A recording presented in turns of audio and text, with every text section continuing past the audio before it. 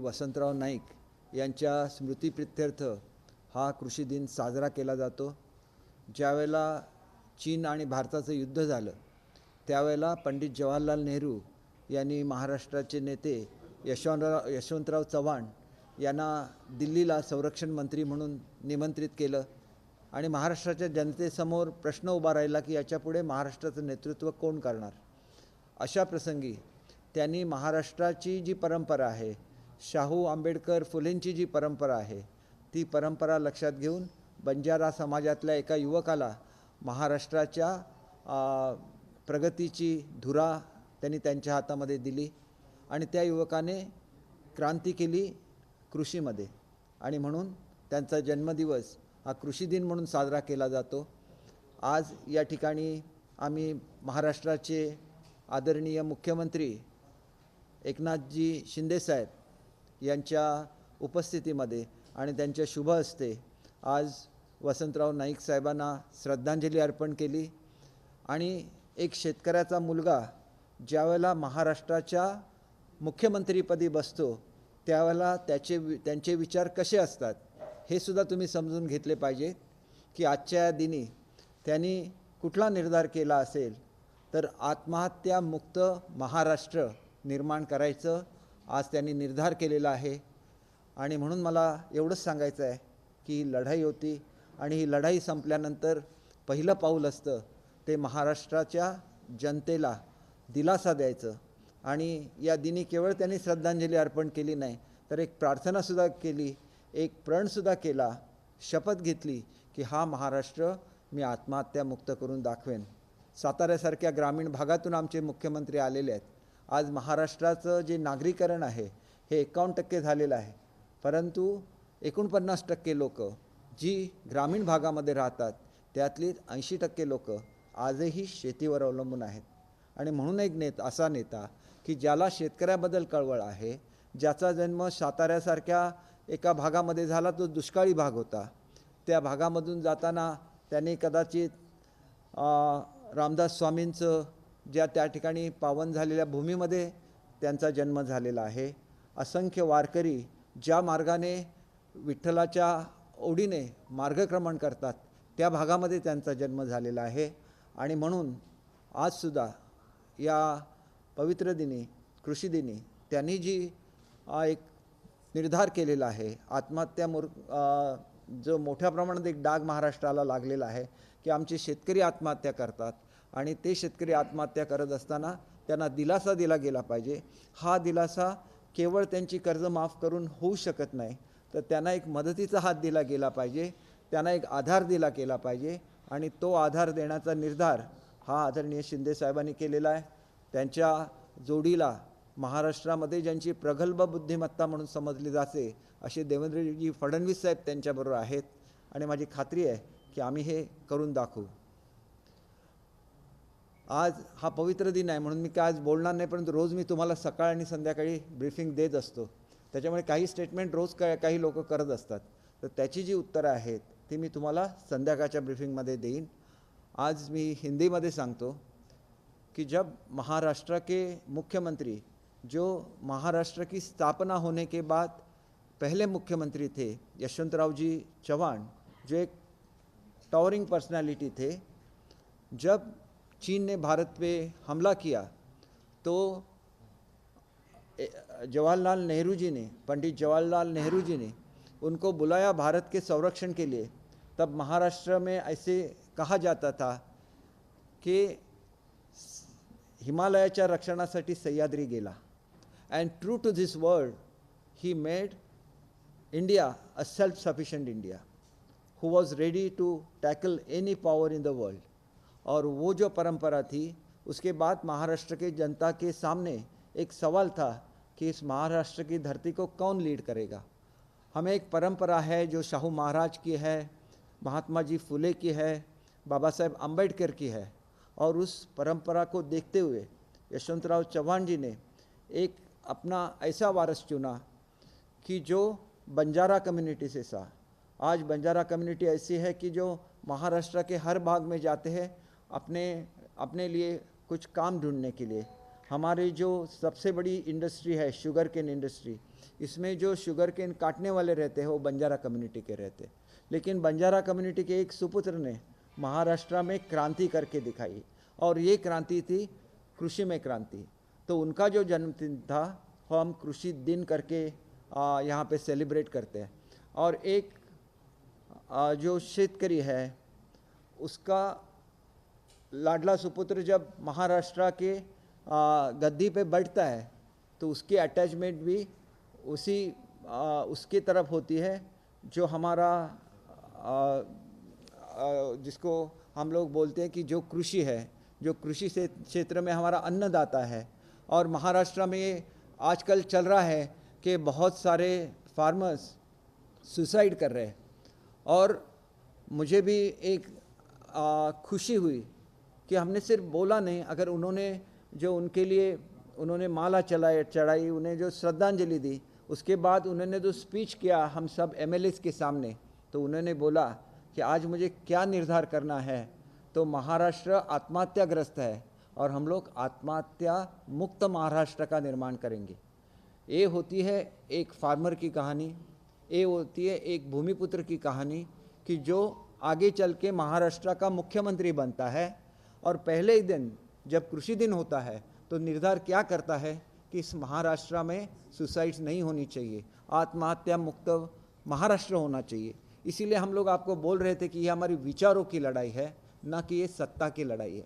महाराष्ट्र में 51% आज नागरीकरण हो गया है, और इस नागरीकरण के बावजूद भी जो 49% लोग जो आज ग्रामीण भाग में रहते हैं उसमें से 80% कृषि पे डिपेंडेंट है। तो एक नया महाराष्ट्र बनाना है, और ये नया महाराष्ट्र बनाने के लिए शायद भगवान ने ये योजना की होगी कि एक फार्मर का सन आज महाराष्ट्र का मुख्यमंत्री बन रहा है। तो हमें इस बात का गर्व है कि हमारे मुख्यमंत्री ऐसे है कि आज वो यहाँ आ गए। मुंबई में बहुत सारी बारिश हो रही है, वहाँ पे फ्लडिंग हो गया है, तो हमारे साथ नहीं रुके, नहीं तो हमारे जो विरोधक है वो शायद बोलते थे, शायद वो हमारे साथ कोई इम्पोर्टेंट डिस्कशन भी करते होंगे तो वो बोलेंगे कि ये पर्यटन कर रहे हैं गोवा में। गोवा भी धरती है, मेरी माँ गोवा से है, तो ये भी हमारी ही धरती है। यहाँ पे जो लोग राज करते थे पहले वो महाराष्ट्रवादी गोमांतक थे, मतलब उनका जो अटैचमेंट है महाराष्ट्र से वो एक अलग ही बात है। मैं जिस कॉन्स्टिट्यूंसी से बिलोंग करता हूँ वो सावंतवाड़ी कॉन्स्टिट्यूंसी है। पहले वो प्रिंसली स्टेट था, और उसके जो दो तालुका थे पणजी और साखड़ी, जब पैक्ट हुआ पोर्तुगीज़ों के साथ तो ये दोनों तहसील गोवा में आ गए। तो हमारी एक अटैचमेंट है गोवा से हम लोग जुड़े हुए हैं। इसलिए हम लोग जब गोवा में आते हैं तो हमें नहीं लगता कि हम अलग धरती पे आ गए। हम लोग आसाम में भी थे, और हम लोग बोलते थे कि यहाँ पे हमारे सब एमएलएज आ गए, तो वो गोवा के करीब वाले नहीं है, कोई यवतमाल से भी है, कोई नागपुर रीजन से है, तो उनको भी लगा कि हम लोग अपने घर पे आ गए। ये गोवा की धरती की स्पेशलिटी है। तो आज ऐसा पवित्र दिन है कि आज के दिन मैं कोई पॉलिटिकल कमेंट नहीं करना चाहूँगा। मेरी 2 ब्रीफिंग आपके साथ होने वाली है, एक सुबह रहेगी, एक शाम को रहेगी। जो भी चीज़ें आज कही गई है आज के दिन में उन सब के जवाब मैं दूंगा, लेकिन शाम को दूंगा। आज एक राहत का दिन है महाराष्ट्र के फार्मर्स के लिए, तो ये जो न्यूज़ है वो न्यूज़ उन तक जाने दीजिए। जो मुंबई में फ्लड अफेक्टेड एरिया है उसमें डिज़ास्टर मैनेजमेंट का मीटिंग लेने के लिए हम लोग हमारे मुख्यमंत्री जी जा रहे हैं, तो उनका अटैचमेंट न सिर्फ ग्रामीण महाराष्ट्र है, जो हमारा शहरी इलाका है उससे भी उतना ही प्यार करते हैं। और इसका ये सबूत है कि हमारी बहुत इम्पॉर्टेंट मीटिंग छोड़ के आज वो डिज़ास्टर मैनेजमेंट की मीटिंग लेने के लिए मुंबई जा रहे हैं। और एक मजबूत ऐसा संगठन हुआ है कि आज एक काम करने वाला मुख्यमंत्री जो महाराष्ट्र के हर कोने में जा सकता है, और उनके साथ ऐसे डिप्टी सीएम हैं कि जिन्होंने नहीं देखा कि मैं इस राज्य का सीएम था, मैं कैसे डिप्टी सीएम बनूं, और उनके पास इतनी बुद्धिमत्ता है, इतनी प्रगल्भता है कि दोनों इकट्ठा आ जाए तो इस महाराष्ट्र को वो बदल सकते हैं। और आज का दिन वो करने का दिन है। आज ये दिन है, जैसे हमने फार्मर्स को रिलीफ दिया है, वैसे ही जब पिछड़े वर्गों से एक मुख्यमंत्री आता है और उसका ये जन्मदिन है, तो उनके लिए भी कुछ करके दिखाएंगे, ना कि सिर्फ बोलेंगे, करके दिखाएंगे। और ये करने का ये दिन है। इसीलिए मैं आपसे सबसे प्रार्थना करता हूँ कि पॉलिटिक्स तो चलता रहेगा, लेकिन लोगों की समस्या है उसमें भी ध्यान देना, इसीलिए पॉलिटिक्स होता है। In the English, I will like to tell all of you that there was a towering personality in leading Maharashtra. When Maharashtra was born, the first chief minister of Maharashtra was Yashwantrao-ji Chauhan. But when there was a war between China and India could not fight China because the lack of machinery, the lack of ammunition, then a person was called to Delhi, and that was Yashwantrao Chauhan. And true to the faith of Pandit Jawaharlal Nehru, he proved that India could be self-sufficient in terms of ammunition. The entire production of ammunition started those days when he was the Chief Minister of Maharashtra. But when our efficient Chief Minister was called to Delhi, people of Maharashtra used to tell that the Himalaya has called Sahyadri for its protection. And then the people of Maharashtra were worried what will happen to us. And at that crucial moment, Yashwantrao-ji Chauhan, who was a great leader, who was a great visionary, he made one young person from Banjara community. Banjara is the community which goes all around Maharashtra in search of jobs, because they didn't have the water in that land to do their farming.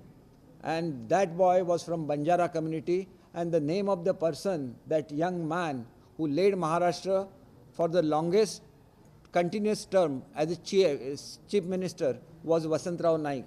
And Vasantrao Naik made a revolution in agricultural field. And that's why his birth date is celebrated in Maharashtra as Krushi Din. And our Honorable CM, who belongs to Satara region, who is the son of a farmer, while paying his tribute to Vasantrao Naik, what he would have tell is the story of a farmer's son who declared here that he will make a suicide-free Maharashtra. You know, Maharashtra, a lot of farmers, they commit suicide. And nobody till this date had taken that as a mission. And this is mission for Maharashtra, making it suicide-free Maharashtra. And that is why we are fighting for this day for Maharashtra and not for us. We had all the powers. We have 6 ministers who left their ministerial post and joined us in this battle for Maharashtra. And so this is our battle for Maharashtra. This is for the betterment of the people of Maharashtra. And that's why when we were having different political meetings here with the MLAs, our CM left for Mumbai to take the meeting of disaster management. When Mumbai is flooding, he represents both. He represents the father, he is the son of the soil, plus he represents the urban area of Maharashtra. Maharashtra has 51% of urbanization, highest in India, but 49% people who stay in the rural area, 80% of them are dependent on agricultural income. So it is our duty to see that they prosper. May it be mechanization of agriculture, may it be increase in the productivity, may it be food processing industry. He is committed to that. And that's why I think that our battle was not for us.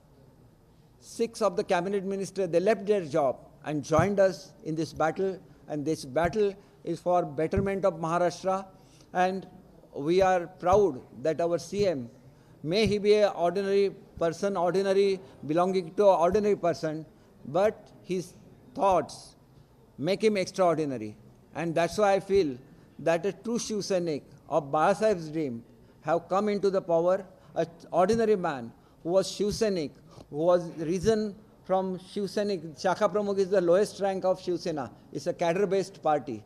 And today Shakha Pramukh becoming a CM, and still he remembers his farmers.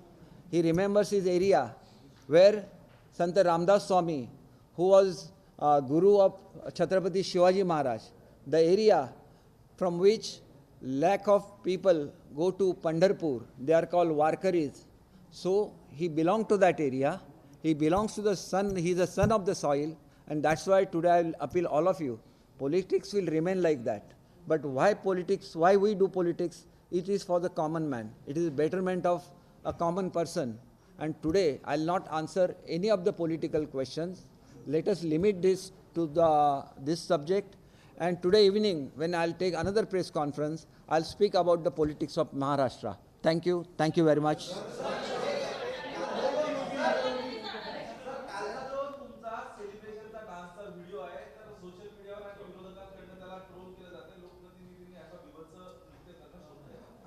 हे बघा, असं असतं की आनंदाच्या भरात काही चुकासुद्धा घडतात. अशा चुका पुढच्या काळामध्ये आमच्याकडून घडणार नाहीत याची आम्ही खात्री करतो. मनुष्याला ज्याला आनंद झालेला असतो तो आनंद व्यक्त करण्याची एक पद्धत असते, परंतु ती व्यक्त करण्याची पद्धत जर चुकीची असेल तर आम्ही ती चूक मोठ्या मनाने मान्य करतो. मी सर्व आमच्या आमदारांना सांगेन की पुढच्या काळामध्ये कधीही आपल्याकडून असं घडू नये, कारण ते सुद्धा त्यांची आमदारकी रद्द व्हावी असे सुद्धा प्रयत्न केले गेलेले होते. आणि ज्यावेळेला अशा प्रयत्नांवर आपण मात करतो आणि आपला नेता मुख्यमंत्री बनतो त्यावेळेला थोडीशी त्यांच्याकडून तोल गेला असेल, तो तोल पुढच्या काळामध्ये कुठल्याही परिस्थितीत जाणार नाही हे सुद्धा आज मुख्यमंत्र्यांनी आपल्या भाषणामध्ये सांगितलेलं आहे. कारण तुम्ही ज्यावेळेला महाराष्ट्रामध्ये क्रांती घडवू इच्छिता त्यावेळेला तुम्ही तुमच्या मनावर सुद्धा एका तऱ्हेचं कंट्रोल ठेवला पाहिजे, तुमच्या मनाला तो ब्रेक लागला पाहिजे. आणि हे सुद्धा मुख्यमंत्र्यांनी आपल्या भाषणामध्ये बोलून दाखवलेलं आहे. प्रत्येक गोष्ट भाषणातली उघड केली पाहिजे असं नाही, परंतु हे घडलं ही वस्तुस्थिती आहे आणि ती वस्तुस्थिती तुम्हाला सुद्धा सांगणं माझं कर्तव्य आहे की ते नुसते आमचे मुख्यमंत्री नाही तर आमच्या कुटुंबाचे प्रमुख आहेत. या कुटुंबाचे प्रमुख या नात्याने त्यांनी सांगितलं की पुढच्या काळामध्ये कधीही तुमच्याकडून हा तोल सुटता कामा नये, कारण तुम्ही आता महाराष्ट्रावर राज्य करणार आहोत. ती मॅच्युरिटी तुमच्यामध्ये दिसली पाहिजे. असं कुठलंही वक्तव्य होता कामा नये ज्याच्यामुळे, अशी कुठलीही कृती होता कामा नये की ज्याच्यामुळे महाराष्ट्राची बदनामी होईल. Thank you very much. एबीपी माझा, उघडा डोळे बघा नीट.